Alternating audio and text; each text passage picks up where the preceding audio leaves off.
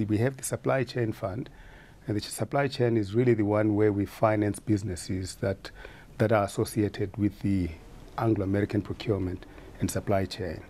And then we have the communities fund, and which we use to develop entrepreneurs who are in and around our mining communities, as well as the labor sending areas. And the labor sending areas, those places where predominantly our labor comes from when they come to work in our mines. And then we have the Anglo Kula Mining Fund, which is our joint venture between Kula Enterprises as well as ourselves on a 50-50 basis. And what this does is it puts funding, seed capital into those areas where normally you'd not expect a bank to provide any funding. And this is an exploration money for small business startups. And then finally, the Olwazini Fund, which is really essentially a training fund.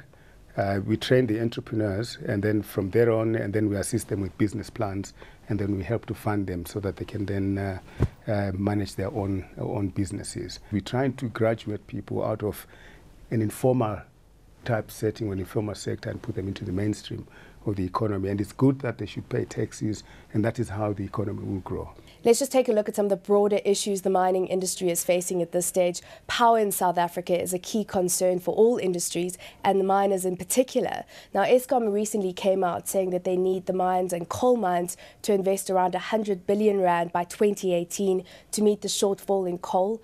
How much of a shortfall is there at this stage, and are you investing to be able to meet the shortfall? Each power station that is built is tied to particular coal supply sources. If you look at Medupi now, it's tied to a particular supply source coming out of the Waterberg area, and that mine is in development and in production. So that's specific to that.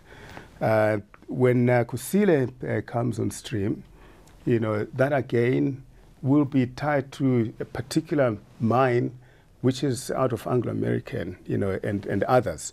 But predominantly Anglo-American, that's Elders mine, which is not yet in development, but it's in advanced planning stages.